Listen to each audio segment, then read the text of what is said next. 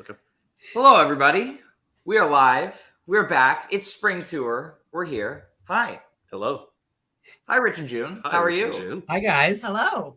We're We good. have very, very special guests on the pod today. We're very excited to have, I was going to say the first family members of the band, but we had Micah on in January. So the first parents of a band member on the podcast, which we are very excited. Thank you guys so much for being here today. So I'm glad we don't have other, to follow. I guess it maybe in some ways it's better to go first. So Micah has to follow you tomorrow, so we'll see how that goes. If you support Rich and June over Micah, then watch today and don't watch tomorrow. And if you support Micah over Rich and June, then don't watch today and watch tomorrow. There's a friendly wager happening. I don't know how friendly it is, but before we dive into the show, both of them are fiercely competitive. Yeah, it has nothing to do with June. It's me and Micah. Okay. Yeah. Okay. Well, we'll be clear. June's just supportive of everybody in her family. I'm Switzerland. Yes. Perfect. Well, before we dive into the show, quick word from our sponsor. Today's episode of Always Almost There Day After Show is sponsored by Beekeepers Naturals. Powered by nature and obsessively tested, Beekeepers uses potent ingredients like propolis pollen and royal jelly and steers clear of added chemicals. In a day and age where we want to boost our immune system as much as possible, Beekeepers Naturals has many products from lozenges to gut health supplements to support us and tap into the magic of nature. Personally, I don't leave home without one of their propolis throat sprays, which is especially supportive when singing my heart out at a show. Use code STORMSOUND at checkout for 20% off your order at beekeepersnaturals.com. Very exciting. So, how are you guys doing today? Your first full Atkin family Goose show last night. How was that? First time ever that all 5 Atkins were together for a show. So it's rare to have Elise have the time to get to a show. So it was great that she was able to come last night. And everybody heard the shout out for her birthday. Mm-hmm. And if people didn't know, she actually gathered together, I think, 15 women from her town just to have a night away from their kids. And they took a party bus to Roadrunner, had dinner beforehand. So they did it right. So it was nice to have them. Awesome. That's awesome. And you were there too. I also was there. Yeah. It was a short cab ride from my house, or an Uber. And, had a nice dinner beforehand. Actually, I used to live right over by the venue for years when I was in college. And so it was nice to be in like my old kind of stomping grounds. And we had a couple bars on our way into the venue. It was good. It was fun. Mm-hmm. Awesome. I regret actually stopped making as many stops as I did because the line getting into the venue was like nothing I'd ever seen before. We were talking about that before we started recording, but I was in line for over 45 minutes and missed a song and a half last night. So, yeah, I don't think you said, Neil, they weren't ready for the crowd. I don't think they were. And well, I think everybody, I foolishly went in right at the time when everybody enters the venue too. But I mean, that line was like easily a quarter mile long. It like wrapped like a whole city block. Yeah. Well, and also, I mean, at least for where you were, they went on earlier than normal last night than what we expect. So, you probably wouldn't have missed anything if they had gone on 40 minutes after ticket time like they usually do. So yeah, that was surprising. But that's not to say that I want them to go on 40 minutes after ticket time. I was very appreciative of the fact that they started 15 minutes after ticket time last night. That was nice. But I have to say, we had some friends who had never been to a Goose show before, and they were in that line. They were probably around where you were, Neil. And their take after I kind of debriefed with them a little bit is for them, that was just as much a part of the experience. They made friends, and they just thought that was a great part of the whole experience. So, but I made the mistake of explaining Goose time, saying they wouldn't get on. They wouldn't have to worry because the band's not going on until about 8:30. Right. Yeah. Yeah, I was thinking 8:40 last night. Yeah, so they got me good. Well, usually when it's like a hometown show for someone, usually they go on a little bit later. Like there's more of a thing happening backstage, but it was good. Very timely start. And for those of you keeping score at home, Rich and June brought not one, but 2 rabbis to the show last night. Very exciting. It's a big deal. So let's dive into the show. We open up first few songs, Flow Down, Turbulence in the Night Rays, and Elizabeth, Rich and June. You know, I smile whenever Flow Down starts all the time. I love to see how they're going to change up the first couple minutes. I remember a few years ago when there was no first couple minutes, and it was just Ben going right into his snare and right into the song. So I love how they keep upping it and being creative in those first few minutes, which they did again last night. Yeah, definitely. Peter laid in heavy into the synth in that intro. I listened to it twice on the way down. So, or listened through the whole show twice when I drove down. So yeah, that was really cool. And also, like, should have picked that one for Ben for his hometown show. I know. He gets the stage for the first couple minutes there, but we both had a goose egg for most of the show, and then we had a late second set recovery, which was very nice. Unpredictable songs. It's true, but I really like a good flopener. This is probably my favorite spot to see the song in a show. Definitely solid intro, and good way to get the crowd moving. Yeah. Sure. And then into Turbulence, which continues to just absolutely blow the room up. Yep. For lack of a better term. But I love this song so much. Yeah, I mean, energy took off quickly, and it was a good segue from Flow Down into Turbulence. And Getty was on from the first moment as well. We always forget about him. But you could see the difference right away. So it was a great energy level at the beginning of the show. Well, there you go. June, what's your favorite opener? We have a question from another mother in the chat. Oh my goodness. Hi, Lisa. Good to see you. I do, you know what? I don't play, like with my kids, I don't play favorites with the songs. I'm a very kind of uncritical, non-judgmental, I'm very easy to please. And mostly if everybody around me feels like they're having a good time, I just kind of soak that in, and it's all good. And I don't tend to remember. Rich will remember, well, this led into this, and he's very analytical, and he's got some music background, and I'm just, oh my God, it was amazing, and just moving, and did you see how people were so into it, and just picking up on the whole vibe. So I'm more of the vibe. Yeah, vibe. Yep, that's the thing. Yeah. So that's your mother answer that you're getting that we talked about, right? Perfect. Yeah, the goal of the pod is to get something more analytical out of June. So we'll see if that happens. All right, we'll work on it. Yeah. So then they go into Elizabeth. This is, I felt like, the first kind of really, they kind of got into the improv a little bit. First time of the night. Really nice chugal in this. I was throwing that word around on Twitter last night. For those of you who don't know what chugal means, it was coined by CCR. It's that kind of chugly vibe to a song. There's a official definition for it that I was going to say, did you just tweeted. define the word chugal using the word chugal? It's hard to define without, saying chugal, but you know it when you hear it. And Elizabeth is a chugal. And this was a great jam, kind of opened up very nicely. Great interplay between Rick and Peter from the get-go. It was great. Yeah, this is the first full song that I caught. And I was just getting situated in this one. So I didn't really hear it until this morning when I listened again. But yeah, I mean, Elizabeth in the first set, always hot and was super fun. Yeah. And, the other thing is I told June right away, Trevor sounded, the sound on Trevor last night, I thought was really sharp, was really amazing. Good. It was sharp and loud. Good. At least where I was. I was left mezzanine and it was. No, and we were up in the balcony and it was clear. I mean, it was, and I like that. I'll take that. Yeah.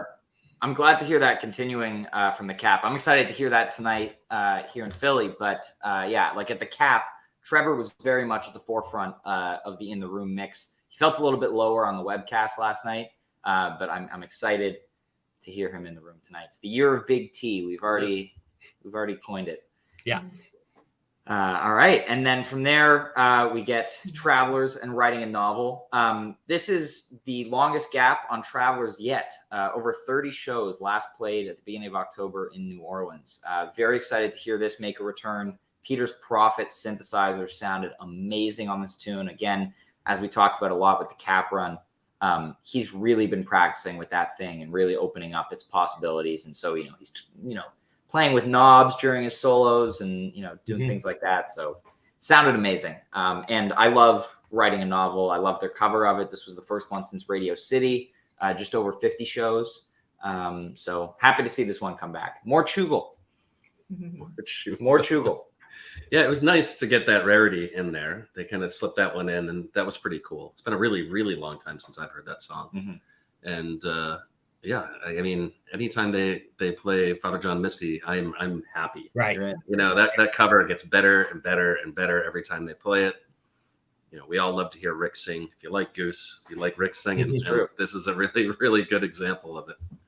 Yeah, we have a lot of friends who reached out to me beforehand. Hey, can you have them play this? They want all the new stuff.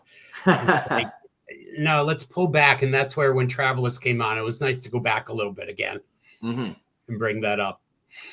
Not that we have any say in it. Yeah, we have no say in it. People come to me and say, can you have them play this? It's, no. And before Travelers, there was a shout out that happened. Yes. Yeah. Ben shouted out to, and it was funny because we couldn't hear it that clearly up in the balcony, but when I replayed this morning, so big shout out to his Needham friends where he grew up. He had about a dozen friends from high school there. Probably a number of friends from Berkeley that were there to see him, Rick and Jeff. And then we had a lot of friends who bought tickets for the show. Who were there. So that was the first part of the shout out. And then Elise, his older sister, who they get along very well now. I'll put it that way. They have a close relationship. All three kids do. And, it was her birthday this week. So Ben remembered to give her the shout out. And probably he forgot to call her on her birthday. Yeah, he probably didn't call, but this makes up for it. Yeah. Perfect. Yeah, just get a shout. That's good. And Michael noted last night that Micah's birthday shout out in 2022 was also right before Travelers at that show. So okay. Thanks, Michael. See, I'm sure he did that on purpose. You don't need any details from me. You get it from these guys. Yeah. So there's only one family member who has not gotten a personal shout out, I guess, and she's sitting next to me. Oh. I think that's long. I think that's due. Yeah. She didn't notice and would never have noticed that because if her kids are happy, if her family's happy, I'm happy. Well, that's you need to do what Rich did and get sick and miss a show, so then you get a shout out. Yeah. Yeah. That's the way to do it. Yeah. And then thank you. And so the first set closes with Earthling. What was this Earthling or alien like in the room? It was long. I think it's the longest one to date. Is it? It was 25, 26 minutes. I think it was over 20. Okay. So, Yeah. What did you guys think about this Earthling or alien? Loved it. I mean, Peter and Rick, the banter was there. It was good. I thought Ben, Jeff, and Trevor, when they were together, I commented during the show that they were driving things nicely. Can I also shout out that this is one I do remember that the lighting that Getty was, it was just that the lighting was so cool and really enhanced that, Agreed. Yeah. I thought this jam was really cool. So much patience, which is not something that Goose is known for in a lot of their jams. It's usually like pushing in like a faster groove. But this was, they really, really opened up Earthling last night, got into the funk, and then got into this like very upbeat space, very exploratory. So I don't know how high it's going to end up on my playlist, especially as the tour progresses, but I really enjoyed it in the moment last night. And I look forward to going back and revisiting it once the soundboards drop. Well, that's interesting because as Rich and I were kind of waiting and, reviewing ourselves the show a little bit, Rich talked about the kind of the pacing was a little, it was noticeably it was noticeable. And I had remembered reading in the article came out in the Boston Globe this week. And I think it was the interview where part of it was Rick interviewing, I think it was Rick, who said something about intentionally, that was something that they were really, the dynamics and really making sure that, things weren't staying at the same level and really wanting to. So that's something that kind of, when I noticed that, I was like, that's what he was talking about. So I think that's very intentional. So I think we saw that in the show itself from song to song, but also within Earthlings and Aliens in some of the songs. Yeah. That they were mixing it up quite a bit. Yeah, we talk about that a lot on the pod. Like it's almost like there's like a sine wave to what's going on, where there's like very intentional, like upbeat songs, and then they slip in a ballad, and then they're right back upbeat again. So it's good to have that, like the dynamics that you're talking about, because you can't just go out there and just play all bangers, right? I mean, it's Goose. Right. They got a lot of ballads, but if they went out there and played all ballads too, we'd all be, kind of sitting down and snoozing on the floor. So I think they did a really good job of that last night, and that Earthling or Alien was fun. It was really fun, and there's some depth to it that I didn't pick up at the show when I listened to it again today, that I was like, like I didn't necessarily love it last night, but now I really do like it. Good. And I think the cool thing about that song or that version is that I think it's indicative of, on this tour, that they are going to take some risks and explore some space. Yeah. I think they were being very patient last night and waiting for kind of the jam to come to them in this. So in the moment, it kind of felt like a little drawn out, but then going back and listening, there's just, like I said, there's some depth there that I didn't really pick up on in the moment. And it's really, really cool. And I guess for me, who reads, I'm more kind of reading the people, the crowd, the vibe, than the music itself. Mm-hmm. And so, times like that gave me an opportunity to we were right up on the balcony, right in the front, able to look down. So I had a really good, and I could see people around the balcony, and people still seemed to people were into it. And that just reinforced to me that, whatever they were doing was working. Yeah, there's a definite roar at the start of this Earthling or Alien too. The crowd really? was stoked. Yeah, if you go back and listen to the broadcast again, like you can hear it like pretty loudly picked up on the mics. Well, it's very quickly over the last, bunch of versions, it's very quickly become a really consistent jam vehicle. Like for a while, especially in 2021, it was like you had the shticky conducting thing, and then they were kind of figuring out what to do with it for the first half of last year. But it's really turned into a consistent vessel for really, really great improv, especially over the last number of versions. So I'm excited to see where this continues to go. We saw this version, the one at the Cap was incredible. So, lots of, potential going forward for sure. Yep. So what Seprick, what was it like in there at Seprick? I know it was packed. I had a blast. I went downstairs and I was trying to find my people. And I just loved the crowd, that people were I think it could be because I've got a little bit of white hair going here, but people were so sweet and letting me kind of get through and, helping me make my way through the crowd. And it was just, for me, that was just so lovely. Just again, opportunity to really get, and I'm ambivalent about being in the balcony. I like the fact that I had a chair that I could sit down on when my Achilles tendon was flaring up a little bit. And, but I really like to be kind of immersed in that, and still like the people are the people, even when the music's not going, and it's a really nice place to be. Yeah, Seprick, I didn't do much. Is that when you ran into them? Was it at Seprick? I don't recall. I remember where we ran into each other. Yeah. Yeah, I think it was somewhere near the second set. Yeah. There was like a whole bunch of running into people up there. So like I ran into Sam, and she was there with Cronin, who is in Ben's other band. Yeah. Who, it's funny. I've seen Elephant Proof play a couple times. Never realized how big Cronin was until last night. He's a really large dude. I talked to him backstage. He's got a different look to him. So yeah. He's like much beardier. If that is a thing. I actually didn't recognize him right away. And then I saw him. I realized I didn't recognize him. Yeah. And then Sam introduced him. And I think I ran into you two around then, and I don't know. Yeah, I think so. Yeah. Yeah, I didn't feel like venturing into the masses downstairs once I was up. I wasn't into it. That's reasonable. Yeah. Having a seat, it's much nicer. I agree. Let's dive into this second set here. We'll start off with Creatures. This was a great Creatures, I thought. Nice little SOS tease from Peter as they got into the jam. I was very happy to pick up on that. As people know, I like teases. But, I thought this was a pretty solid Creatures. Good way to kick off the set. Nothing, crazy about it. But, Creatures to open the second set is always a good thing. Yeah, I missed the SOSTs, and if I had heard it, I would have been upset if they didn't play. Better I you didn't hear it then. Yeah, I want to hear Ben's Tom, so I wish that's the song.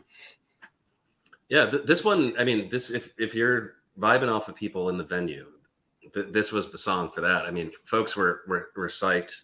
Last night was my wife's third Goose show ever, and she was very, very excited for this Creatures. We were digging it. It's pretty good. As far as like Creatures go, I mean, I think you get a couple of varieties of Creatures. Mm-hmm. One kind of when they kind of show up and just play a straight ahead Creatures, it's going to sit somewhere close to like 15, 17 minutes. And then you get like a little bit of exploration in this one. And I think it was kind of the harbinger of things to come. Yeah. Well, they really got going after that too. The Hunger Site, that went places. Yeah. Wow. Also obviously we talk about this, I think now every time they play Hunger Site, but since Trey, that first solo moment is just so special. Everyone goes nuts. It's also funny, we were talking about in our group chat last night during the show, like we could see on the webcast, like Peter looks just as excited as we are getting to that point in the song, which is, it's always fun to see. Doesn't Peter always look excited? Peter looks excited every minute of on stage, off stage. I love Peter. It's true. But yeah, this Hunger Site was amazing. It's kind of also now we're seeing like Hunger Site is going kind of how we're used to Rosewood being, where you have this really intense, fiery, type 1 jam section. And then they go off, then, they'll do a big peak and then they'll go off into some other sort of exploration. So, but I really loved where they took last night's version. I thought it was excellent. Yeah, I mean, like I was saying before, I think they were taking a moment to just try different things out. I think the jam that you find in this Hunger Site is really unexpected, atypical kind of jam that you get in Hunger Sites. But it was awesome. It was fun. And again, like if you were vibing off the crowd, people were stoked. Like when they, that first opening guitar lick, people were going bananas. So it was really, really cool. Yeah, you're right, Neil. It felt, the whole show to me was unpredictable in many ways. I couldn't tell where they were going, but you're right. They were trying new things. And I didn't realize that when it was happening. It was it just didn't flow. So I'm thinking, what's going on here? But you're right. It was just venturing into new areas. Yeah, which, we love, right? When we had Peter on the podcast, we talked about that a lot. Mm-hmm. And he was kind of saying towards the end of last year, they were not kind of, what's the word I'm looking for here? Like going off the deep end. Yeah, they weren't going off the deep end because there were so many eyes on them, right? When they were doing like the trade tour and a bunch of festivals and stuff like that towards the end of summer. So it's exciting to see them kind of going out without a net and just giving it a shot. Mm-hmm. And just trying, so that's really exciting. So they're not just going out there and just playing the hits and then walking away. They're taking some risks and doing some improv that, you're not used to hearing. Mm-hmm. Well, that's what, as parent of one of the musicians, it's equally, I guess, important to me that they, as musicians, continue to feel really inspired and continue to love this. It's such hard work that you'd like to think that they like doing what they're doing. And, I even remember going all the way back to Berkeley and just the excitement, the pure excitement about the music. And they would, they'd just be in a studio or in a whatever small setting without the audience and just that excitement about the music. And I feel like to make, I, again, as the parent, would like this to be like a long-term satisfying career. And so I think about it needing to be both ways, that the audience obviously needs to be happy, but I think that's going to happen. It's important for the musicians to stay happy. And I remember in contrast that Ben spent a couple of years, 2-3 years in a wedding band, just, needing to make a living. And that was, I think the term was like soul sucking. So to see him do something that's really vibrant and alive and that stimulates him and motivates him that's again makes me very happy. That's awesome. That's awesome. Love it. Love it. And then we get into I don't know if this was your guys' highlight of the night as well. My favorite moment of last night was this Redbird that came out next in the second set. Really phenomenal jam here. I don't remember if it was in this jam or the Hunger Site where we got that really heavy Ben Tom work. But they got into a darker theme on this Redbird. Really, the bird really took flight. Spooky. Yeah, it was it was a fantastic jam. I'm very excited to listen to this a lot more and figure out where it slots in to my current jam rankings. But wow. Well, I have good news for you. Yes. As we're speaking right now, Peter's just finished the soundboards and uploaded them. So oh my God. as soon as we're done here, we can go listen to the soundboard. Thank you, Peter. That's great timing. While we're on the pod, the soundboards drop. That's a good omen. So we know that Peter didn't sleep from Boston to Philadelphia. He stayed up. Yeah. I don't honestly know how they do it. Ryan and I one time were talking to Marta, and she's like basically like, we haven't slept for days. Yeah. And she looked fine. No, and she said it with the biggest smile on her face. Like yeah, I think even more so the crew than the band, the musicians, the crew. It's like, they come and they're done, except obviously Peter has some extracurricular activities. But right. I've said that I would like at some point, I would like to just install myself in a corner of a venue, and I want to watch beginning to end. I want to watch them completely set up, and I just want to sit there and watch it, and then I want to see them break it down. I don't know why. I just have this really strong desire to see that because there's just so much that goes on behind the scenes. But June also said that she wants one night working next to Naveed and selling merch. That's her goal job. So that's not a bad place to be. Yeah. I mean, Naveed's not a bad person to stand next to for any length of time. I mean, he's such a great guy. Yeah. Yeah. So going back to that jam, everything about Redbird, right away, we knew that was something special last night. And, Geddy's use of red on that song just stood out. I mean, it seemed like he was doing different things, but I don't know. It just felt that way to me, that it was much more complex and different. A lot of mood. The whole mood was there. Yeah. It was excellent. I agree. Yeah. Amazing jam. And then we get Please Forgive Me, the first one since August. Great David Gray cover here, I think. This is the fifth time they've played it since debuting it. I believe it was Fred Festival. Fred Fest was the first one. Yep. But yeah, great cover. Liked the placement here after a couple of big jams. Thought it was good. But yeah, what do you guys think of this cover? First time I've heard it in live. I actually admit I had to ask Sam whose song it was. I only know because Goose has covered it. Right.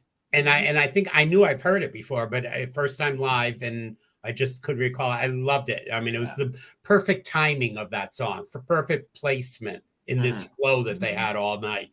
So it was a good way to come down off of Redbird and start moving up again. Yeah, killer cool down song for the second set. I mean, I think that goes to show you. Not cool down in a bad way. It was like you felt comfortable. Yeah. So they've got like a couple songs where Ryan likes to call it the landing pad. Yeah. So they go out there and they absolutely knock your socks off, and then you just kind of get like a nice, kind of slower song. But this one, very different than just kind of dropping just a simple ballad. I mean, this was hot, and actually had a really nice extended jam sequence. Yeah, well, it has a lot of momentum to it that a lot of other ballads don't. Yeah. So this was super, super fun. And, I knew this song before Goose did it. I think I never would have imagined a jam band playing this song, but I mean, here we are, and it's killer. It's so much fun. I think it's the second time I've heard them play it live. I was there at Fred, and it was a lot of fun. It was awesome. And my wife also really dug this one. She knew the song well. We used to listen to David Gray. That's always good. Yep. And then late second set, Bob Dawn. I was very excited. I love this placement. Bob Dawn, I feel like can work anywhere in the show, but I feel like this is a unique spot for it. We usually see it in the first set the majority of the time. I could be wrong, but I don't think it's popped up at this point in the second set very often. But I was a big fan of it, even though it was without. I was a fan of the late second set, Bob Dawn. Yeah, this one's got that big screaming guitar solo in it, and it had some extra oomph to it last night. My wife, that was her favorite segment of the whole show, was this Bob Don. Nice. Which was, it's a really interesting pick if you're going to say like that was my favorite thing from the show last night. But that guitar solo was cooking, and it was a lot of fun. Well, the funny thing for me is I either walk or run in the morning, and I was definitely not up for a run this morning, so I took a walk, and just noticing as I'm walking, and I don't use headphones or anything. I'm kind of it's like a mindful walk, and I'm kind of aware of the different. That's the song that kept coming through my head more than anything else, and it's not usually. That's one that Rich is usually like really crazy about, and I'm always like, "What's that song again?" And he says, "It's Bob Don," And I'm like, all right, that's right. And this time it like really stuck for some, I don't know why, I can't explain why, but for some reason it really stuck. Awesome. Yeah, if someone had showed me the set list before the show and I looked at it, it wouldn't have made sense to me based on what they've done in the past. Mm-hmm. But it fit nicely. It was good. It worked. Yep. Awesome. And then the set closes with Pancakes. Never a bad song to put in the second set closing spot or anywhere in the show. It's Pancakes. This one ripped as Pancakes does. Yeah. We've had these kind of shorter set closing versions a little bit recently, the last couple. But I thought this one was, Pancakes. It's Pancakes. It's Pancakes. Yeah, that was good. It was a lot of fun. Yeah, and I'm not picking on Peter, but his dance skills are getting better all the time. Yeah, we got a lot of that late in this show. Yeah. A lot of Peter's dancing. He was moving quite a bit. Yeah.